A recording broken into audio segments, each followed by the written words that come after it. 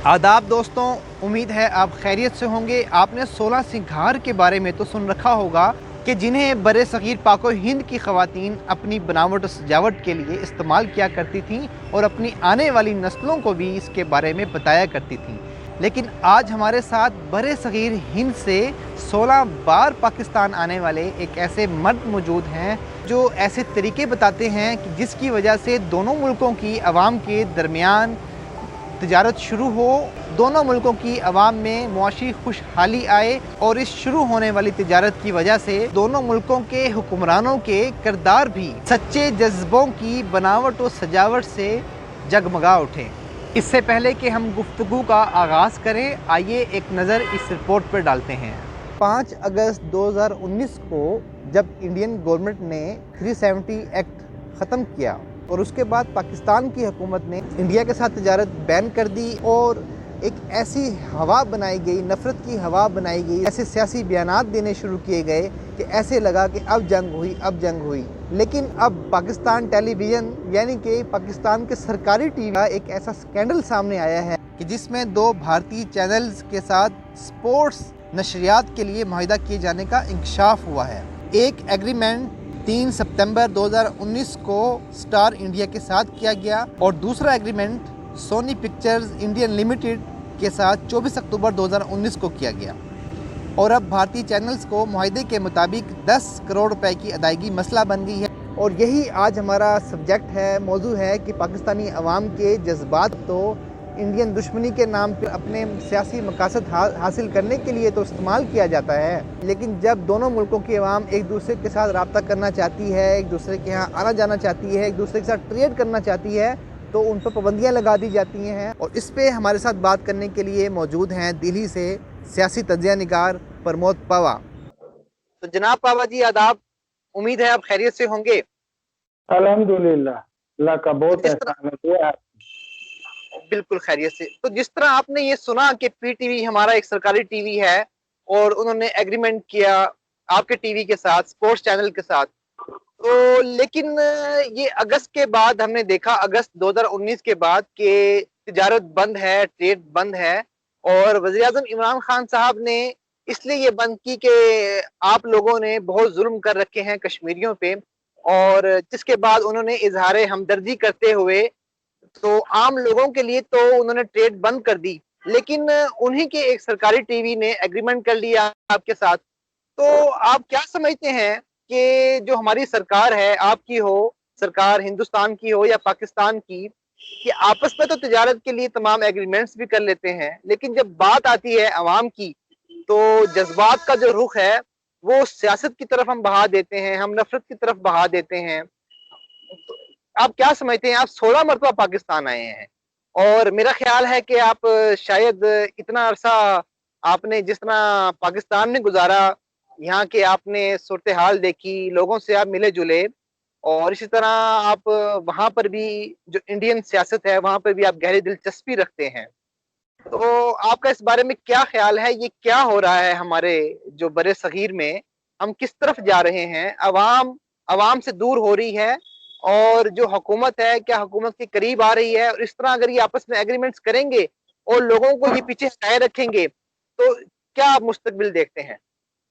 नहीं, ये सब सियासी नाटक हैं और अब इन सियासी ड्रामों के पीछे आप आलमी ताकतों का भी हाथ देखें, उसको भी आप नजरअंदाज ना करें।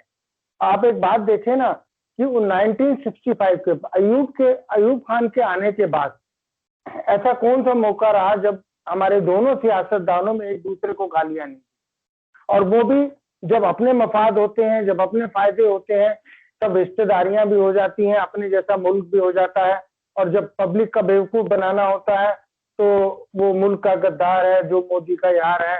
और हमारे यहाँ भी जो पाकिस्तान का नाम ले ले या पाकिस्तान से हमदर्दी दिखा दे, उसको देशद्रोही का तमगा जो है हाथों हाथ मिल जाता है। यही बात आप देखें, जनाब नवाज शरीफ, मियां नवाज शरीफ भाईजान के टाइम में कितने अच्छे ताल्लुकात थे, लेकिन जैसे वो पीछे हटते थे तो वो इमरान खान को कहते थे कि ये यहूदियों का एजेंट है, ये अमेरिका हिंदुस्तान का एजेंट है। और जब वो लंदन चले गए तो आज उनके ऊपर ये सारे इल्जामात लगाए जाते हैं। और जहां तक बात आपने कश्मीर की और कश्मीरियों की मुझे एक बात बताएं कि आप तो अपने आप को इस्लामिक मुल्क कहते हैं, जबकि कायद ने कभी नहीं कहा था कि पाकिस्तान को इस्लामिक कंट्री होगी। उन्होंने सेक्युलर कहा था। नहीं, जैसे आप कश्मीर की बात करते हैं तो वो भी एक नाटक से अलावा कुछ नहीं है, क्योंकि आप अपने आप को कहते हैं आप एक इस्लामिक कंट्री हैं, जिसका मतलब ये हुआ कि आप अपने कायदे आजम की ही बात को इग्नोर कर रहे हैं, उनके बात की मुखालफत कर रहे हैं। आपको 11 अगस्त 1947 की उनकी स्पीच याद होगी जो उन्होंने असेंबली में कही थी, लेकिन फिर भी 1980 के बाद जब जिया उल हक आया तो उसने साथ में जोड़ दिया इस्लामिक रिपब्लिक ऑफ पाकिस्तान। अगर आपको कश्मीर से हमदर्दी है तो क्या आपको और लोगों से हमदर्दी नहीं है? कुरान कहता है कि यहाँ अरबी और अजमी का कोई फर्क नहीं होगा, यहाँ काले और गोरे का कोई फर्क नहीं होगा, तो आप खुद कश्मीरियों का और हमारे अंदर फर्क डाल रहे हैं। अगर मुझे आपसे मोहब्बत है तो मुझे उतनी मोहब्बत पंजाबी पाकिस्तानी से है, उतनी मोहब्बत मुझे पख्तून से भी होनी चाहिए, उतनी ही मुझे सिंधी से भी होनी चाहिए। आप खुद अपने आप को इलाकों में बांट रहे हैं, खुद अपने आप को बलोच, सिंध और कश्मीर और पंजाब में बांट रहे हैं, तो आप दूसरे को क्या समझाएंगे? इसका मतलब सीधा सीधा कि आपको अवाम से, आपको इंसानियत से कोई ताल्लुक नहीं है, आपको सिर्फ अपनी सियासत से ताल्लुक है, अपने जाती मुफाद से ताल्लुक है। अगर आप कारोबार पूरा बंद करते हैं और पूरा बंद करना चाहते हैं तो फिर वो जैसे आपने बताया कि अभी टीवी ने क्यों, पीटीवी ने क्यों एग्रीमेंट किया था, तो आप खुद देखें ना। हमारे यहाँ से आपको कॉटन जाती थी, आपको चावल जाते थे, आपको धागा जाता था, कपड़ा आता था वहां से, वो यहाँ से ना आके दुबई से आ रहा है। इसका मतलब तो आप सीधा सीधा दुबई वालों को फायदा कराना चाह रहे हैं ना अपने ताल्लुकात। और उसके पीछे रीजन क्या है? सिर्फ रीजन यही है कि आपको हुकूमत कब्जानी है, आपको गद्दी का लालच है, आपको अपनी वोट लेनी है। और हमारे यहाँ तो, आपके यहाँ भी मैं देखता हूँ जितने पाकिस्तान की तरफ से यहाँ हमारे मीडिया में आते हैं तजियाकार, उसमें से आपको तो नहीं कह सकता मैं, लेकिन उसके अलावा एक भी आदमी मुझे ऐसा नहीं लगा जिसने इंडिया को देखा हो। और हमारे यहाँ से भी जो लंबी लंबी बातें करते हैं, मार दो, पीट दो, बम चला दो, मिसाइल फोड़ दो, उन्होंने पाकिस्तान तो क्या, पाकिस्तान की सरहद भी नहीं देखी होगी। तो जो आप जिस चीज को जानते ही नहीं है उसके बारे में अच्छा है बुरा कैसे कह सकते? इसका मतलब तो आप गलत कर रहे हैं, गुनाह कर रहे हैं।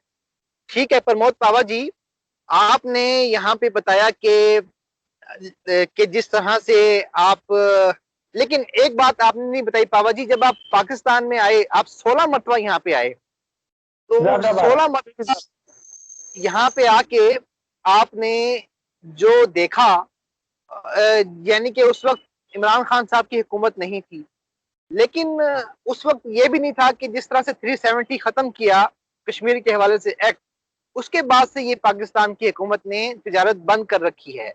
तो इस तिजारत के बंद होने का जो नुकसान है वो दरअसल क्या वाकई इंडिया को जा रहा है या फिर पाकिस्तानी अवाम को और इंडियन अवाम को जा रहा है? हम आम लोगों की बात कर रहे हैं, हुकूमतों की बात नहीं कर रहे। क्या इस तिजारत बंद होने का नुकसान जो है क्या इंडिया की हुकूमत को जाता है और इसका फायदा पाकिस्तान को मिलता है?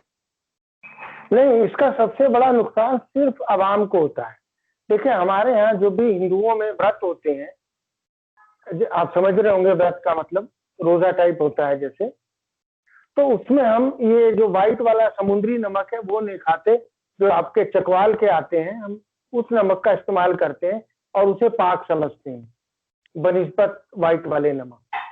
वो नमक हमारे यहाँ 20 रुपए किलो, 18 रुपए किलो रिटेल में बिकता होता था इंडियन करेंसी। वो आज 50 से 60 रुपए किलो बिक रहा है। जो बिक रहा है वो वाया दुबई आ रहा है। तो किसको नुकसान हुआ? आवाम को नुकसान हुआ। हम जब आते थे और हमारा हम ट्रेड के अंदर थे, तो हमने यहाँ इंडिया पाकिस्तान के टोटल ट्रेड को $2 मिलियन तक बढ़ा दिया था। तो उसमें क्या था, आपकी जितनी भी कॉटन इंडस्ट्री थी, आपका फैसलाबाद का कपड़ा था, उस सबको बहुत अच्छा बूस्टअप मिला, बड़ा अच्छा कारोबार हुआ। यहाँ से भी काफी सामान जाता था। कभी जब दिक्कतें होती थी या फसल की शॉर्टेज होती थी तो खाने पीने की चीजें इमीडिएट जाती थी। लाहौर से अमृतसर है ही कितनी दूर, बंदा साइकिल पे एक टोकरा बांधे तो टमाटर जाके वहां बेचा है। तो इसका फायदा किसको हुआ? इमरान खान को या गवर्नमेंट को, पाकिस्तान की गवर्नमेंट को भी फायदा नहीं है, उनको भी नुकसान हुआ, आवाम को तो नुकसान हुआ ही हुआ। आप खुद देखें, यहाँ से शिफॉन जाता था दुपट्टे के लिए, जितने शिफॉन के दुपट्टे बनते थे वो सारे सूरत का कपड़ा होता था। जितना जॉर्जेट का दुपट्टों का धागा जाता था वो सारा यहाँ से इंडिया से जाता था। उसका नुकसान किसको हुआ? इमरान खान के तो अपने पर्सनल नफे नुकसान से कुछ नहीं होने वाला। उन्होंने तो, सियासतदान कोई भी हो, चाहे आपके वो रशीद साहब हैं, वो रेलवे मिनिस्टर, जो बहुत बोलते हैं, बढ़िया बढ़िया बोलते हैं, खाने पीने वाले, अरे उनकी शादी करा दें बेचारे, अभी तक वो कहते हैं मैंने कश्मीर में शादी करनी है। जब तक आप कश्मीर को आजाद नहीं करेंगे हाँ। तो कैसे शादी होगी उनकी? कम से कम आप उनका ही भला सोच लें। हाँ, तो जैसे हमने अदनान सामी को यहाँ पर सिटीजनशिप दी है, वो आ जाए, उनको इंडिया की सिटीजनशिप देते हैं, कोई दिक्कत नहीं होगी। और उनको अगर कहेंगे तो मैं सिफारिश कर दूंगा मोदी साहब से कि वो उनको कश्मीर की भी शहरियत दे दें। चले, हम आपका ये पैगाम उन तक पहुंचाएंगे और आपका ये पैगाम भी हम वज़ीर आज़म इमरान खान साहब, हम आपका ये पैगाम भी वज़ीर आज़म इमरान खान साहब, वज़ीर आज़म इमरान खान तक पहुंचाने की कोशिश करेंगे कि आपके जिस तरह से आपने बताया कि अगर ट्रेड बंद की जाती है इंडिया के साथ तो इसका नुकसान इंडिया की गवर्नमेंट को नहीं होता, इसका नुकसान पाकिस्तान की और इंडियन जो अवाम है उन दोनों को होता है, आम लोगों को होता है, गरीबों को होता है। बहुत बहुत शुक्रिया प्रमोद पावा जी, आप हमारे साथ थे और आपने इस बात पर रोशनी डाली कि जो हुकूमतों के मामलात हैं उनको आपस में एग्रीमेंट्स करना चाहिए, लेकिन अवाम की भलाई के लिए और आगे बढ़ने के लिए उनको एग्रीमेंट्स करने चाहिए, मुआहदे करने चाहिए और आपस में मिलजुल कर रहना चाहिए, क्योंकि इसी में ही दोनों मुल्कों की अवाम का भला है। कम से कम अपने अवाम से झूठ नहीं बोलना चाहिए। मुझे याद है, मैं मरियम नवाज शरीफ से मिला था तो उन मोहतरमा ने कहा था कि कश्मीर के ऊपर रायशुमारी की बात करना आज के जमाने में बेवकूफ़ी है, क्योंकि नदियों में बहुत पानी बह चुका है। तो मेरा यही कहना था कि अगर आप कश्मीर पर रायशुमारी की बात करते हैं तो क्या आप 1947 में आपने पंजाब में रायशुमारी कराई थी कि हम अलग हो जाएं या इकट्ठे रहें? आप कभी ये सवाल भी तो पूछे अपने हुक्मरान से। बिल्कुल किसके कहने पर मुल्क बांट दिया? क्या आपका जो मगरबी पाकिस्तान था, जो आज बांग्लादेश है, क्या वहां रायशुमारी कराई थी कि उसको एक अलग मुल्क बना दिया जाए?